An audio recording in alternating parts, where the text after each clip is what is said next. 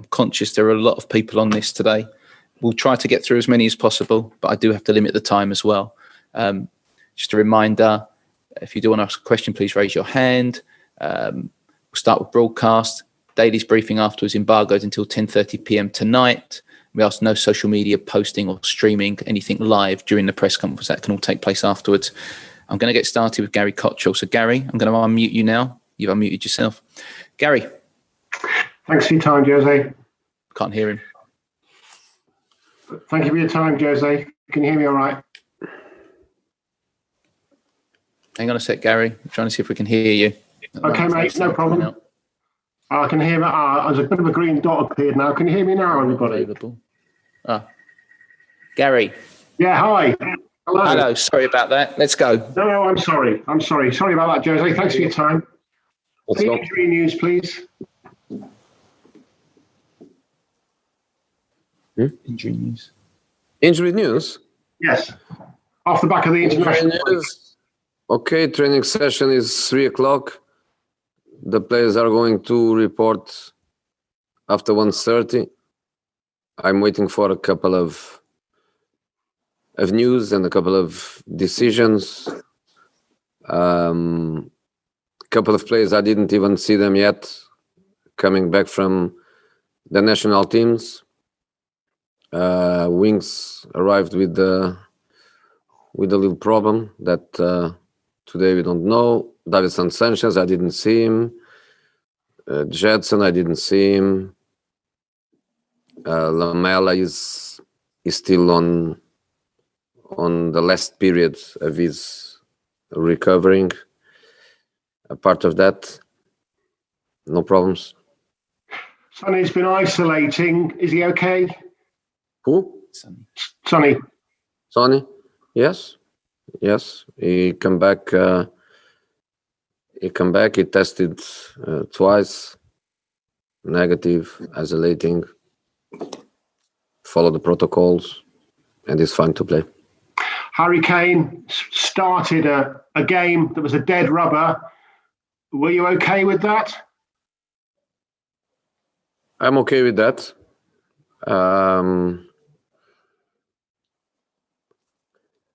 A national team match should never be dead rubber, like you call it. The only thing for me, the only problem for me is should be the same for everybody, not just for some. Raheem Sterling didn't take part in either of the two games. Yeah, I don't want to spend much time on the national team stuff, so I will try in your question and my answer to go through everything that I think is important for me. Gareth Southgate, I read. I don't think I'm wrong in what I read. So he supposedly told that some football club managers, they put pressure on the players for not to play for the national team, and because of that, he feels sometimes the need to call club managers to try to cool down the emotions and try to control a difficult situation for him. I would like him to say who. I would like him to say which are the coaches that put pressure on the players for not to go. And I would like him to say which are the coaches that he calls and he speaks on the phone with them. A part of that, he has the right, he has the power to call the players he wants. He wants to win matches, especially after a defeat, the next match. Even being that rubber is an important match, I sympathize totally with that. And of course, we all know that Sterling is going to play tomorrow. When Eric Dyer left the national team injured in the previous month, he didn't play 2 matches for Tottenham. He didn't play the Premier League match and the Europa League match. He needed a couple of weeks to recover. And Rain is going to play tomorrow. So these are the little details that I think Gareth should explain us all. But apart of that, I totally support him in the fact that in a national team, in a country like England, that's reliance on the shirt, on the chest, is to be always respected, and he plays with the players he wants to play. Finally, from me, Jose, and just picking up on that, just to make it clearly No from... more. No more. Move it on, Gary. No more. If that's the last one, I'm going to move it on, Gary. Okay. Yeah. I think. Okay, no problem. Thank you, Jose. Ian Thank you. Abrahams, I'm coming to you. Moose. Hi, Jose. How are you? You're good. Thank you. I'm enjoying you on social media. You need to follow me as back, though. Okay. Can I start by asking you what you think about having 5 substitutes? The EFL from tonight are going to have 5 substitutes available to players. What's your view on whether the Premier League should follow suit?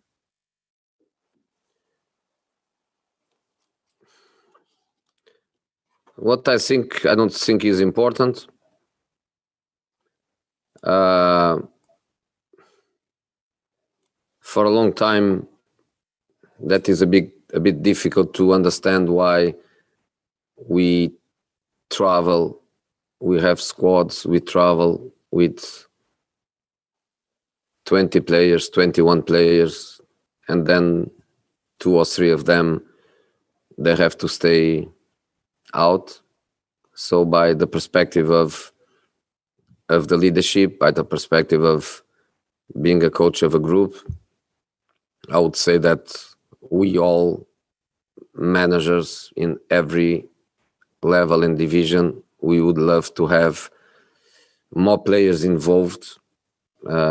Also for the question of being a leader of a group, of a squad, I think we would love to go in the direction of all the other countries, where instead of 7 players on the bench, you can have 9 or 10, and that would be great for everybody.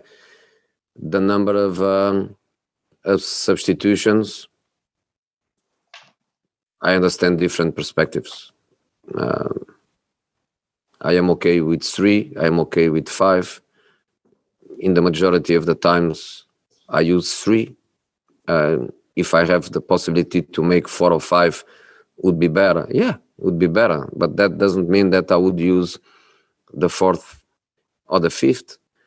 Some clubs, they think the powerful squads, they have an advantage of 5 substitutions, but sometimes the powerful squads, they don't make even 2.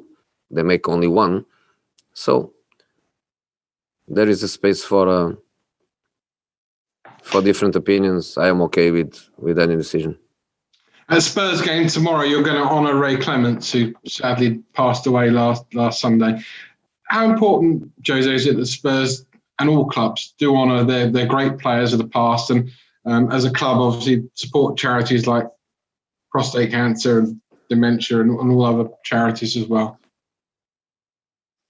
To be honest, and I work in 4 different countries, maybe you don't believe, but I would say that England is the country that is above everybody else on that.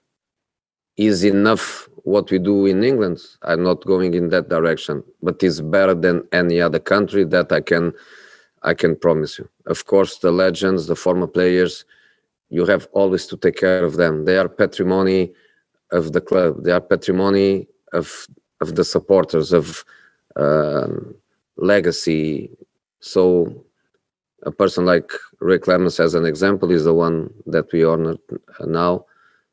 I believe that every club he played for, of course, national team, also supporters of other clubs, they recognize the quality of the goalkeeper, the quality of the human being, and we all feel sorry, and we will be all happy and emotional to honor him tomorrow. And finally from Last me, one, Moose, please. yeah, no, finally from me, you were top briefly a couple of weeks ago after your win at West Brom. Is this game against Man City going to show how close you are to title contenders? If you can beat them, it really puts down a marker for everybody. No, the result of the game will not change. Will not change anything. The only thing that will change, of course, is 3 points more or 3 points less, and being first, second, or third in the table, or being fourth, fifth, or sixth. But in terms of our journey, in terms of our ambition, our project, our process in place, is not going to change. Okay, if I can ask everyone for no more than 1 or 2 questions now, just to see if we can get through as many as possible. George Cummings, I'm coming to you next. George. Thanks, Simon. Hello, Jose. I was just wondering what your reaction is to Pep staying. Do you think that's because he's possibly going to get Lionel Messi at some point in the next 12 months? I have no idea. The only thing for sure is that nobody put a gun on Pep's head to sign the contract. So if he does that, it's because he's happy to do it. He's happy to be there. He has for sure conversations with the club's powerful people, and he knows what he will have ahead of him for the future. He has motivation. He loves it there. So if he does that, it's because he's happy to do it. So I'm happy for him. And just going back to Gareth Southgate, are you saying your England players are being treated differently? They're being treated differently? I think I told everything I wanted to say. Jose said everything he wants on it, so I'm now going to move it on. We will go to Esport Turkey, Kajil Ozge. Apologies if I haven't pronounced properly. I'm just unmuting you now. Hi, Jose. I am Chal from Esport Turkey. By the way, congratulations on your first anniversary with your team. To me, Tottenham plays currently the best football in Premier League right now. Your transfers were spot on. The confidence of the team has improved also. But when do you think this first game reached the level that you want?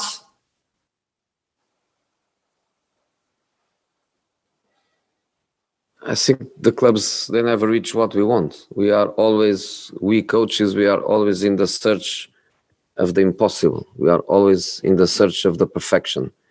And in my case, we are far from perfection.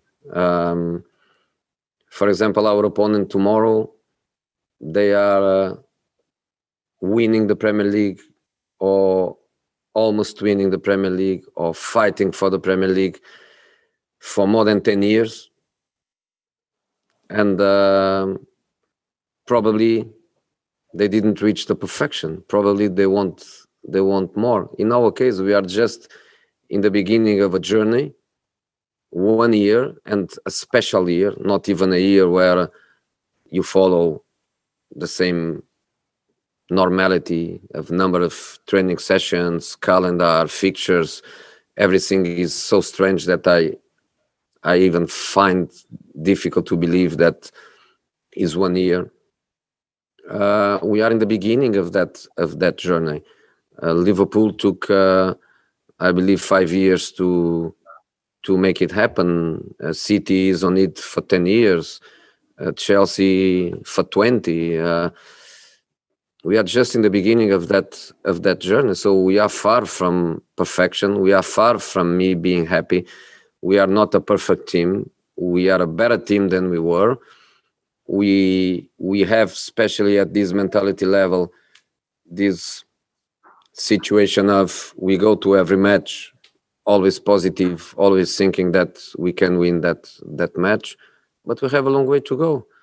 So thank you for your words. I agree with you. We are playing much better than we did last season, but we have a long way to go. Thank you, Jose. Good luck for tomorrow. Thank you. Okay, we're going to go to Chris Wise. Chris, I'm just unmuting you now. Chris. Hello, Jose. Can you hear me? I can. Jose, reflecting on your year in charge, which is today, what has been for you the most positive and also the most disappointing aspect of the past 12 months? the most disappointing has to be the COVID consequences to football. To play in empty stadiums, to go to lockdown, to stop, don't know when the league starts again. You spend 2-3 months working on Zoom, working on tactical analyze, working on groups of 3 players.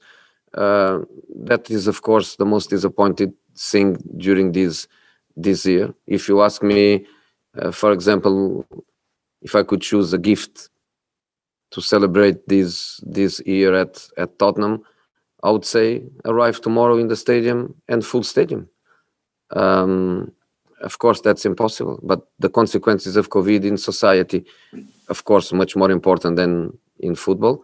But in football, in my job during this year, is a year that, affects everybody directly. So this is the negative point of it. The positive, I would prefer to say, to be more general and not to focus on one moment, to focus just on the evolution of the team. My team today is a better team than months ago. So that's the positive thing of it. Frank Lampard, someone obviously you know really well, described management this week as all-consuming, dealing with 50 problems a day. Is that how you see it as well? I understand what Frank is trying to say. It's a very complex job. I wouldn't say problems, because if you feel it as problem, then you get tired of it and sooner or later you run away from it.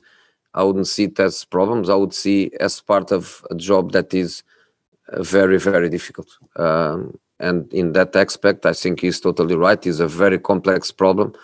It's a very complex job. But you have to embrace, and you have to try to make it work. I could come here today and be crying about players in the national team traveling, Aurier playing in Madagascar. Davison, I didn't even see him. I will see him today for the first time, and tomorrow there is a game. I could go on that direction. I prefer not to go. I prefer to try to recover the players the best we can, and to try to present the team the best we can tomorrow. But yes, is a job with lots of problems. Yeah. Okay, I'm conscious of time. We're going to go with 2 more, and it's 1 question each, please. So I'm going to start with Charlie Eccleshare. Charlie, and then we will finish with Rob Guest. Charlie. Hi, Jose. How you doing? Thank you. I just wanted to ask, when you played City in February, it was a game you won, but you had to be kind of ultra defensive for long periods. It was without Harry Kane. I just wondered how much you think the team has evolved since then, and how differently the pattern of the game will be tomorrow compared with that game in Feb. We are a better team, and City too. City did roughly £150 million market. Is one more year of Pep. Is one more year of these players working with a fantastic coach. Last season, probably in that moment, they knew it already that they were not going to be champions. Now they don't know that. Now they are in the fight, and when people looks to the table and see they are 11 or something, that's not right. They have 1 match in hand. If they get these 3 points, they get top 4 or top 5, and the league just started a few weeks ago. So they are a very good team. That doesn't change. We are a better team, and especially we are more confident. We have a different identity. When we played them last season, we were just trying to survive. We were trying to get the points to take us in some direction on the table that could allow us to finish a top 4 or top 6, to give us something. This season, we are a different profile of team. We are just different. I think we are a better team. We are a team with more solutions. If I'm not wrong, against City, we played or Sonny striker or Lucas striker. Harry Kane was not there. I think we played Jeff Tanganga left back. We didn't have a left back to play. Tomorrow we have Ben Davies, we have Reguilón. We can choose between one or another. We are in a better position, but nothing changed. I think they want clearly to be champion. That's what they want for the past 10 years. And we want to win the next match. And the next match is tomorrow. Okay, last question from Rob Guest before we move on to the writtens. Rob, I've just unmuted you. Is the last question? Last question for the broadcast, yeah. Rob, you need to unmute yourself. Try again. There you go. Hi, Jose. During the international break, Steven Bergwijn returned early to Hotspur away. What exactly was the issue with him, and do you now deem him fully fit? He went to the national team injured. So he was not involved in our match against West Bromwich, not even on the bench, because that week he was injured. So even so, he reported to the national team. They had their medical team analyzing him, and they decided that they didn't want to keep him there because he wouldn't be ready for the next match. So they sent him. So he stayed here for the past 2 weeks, and in 2 weeks he managed to recover and is available for tomorrow. Okay, thank you.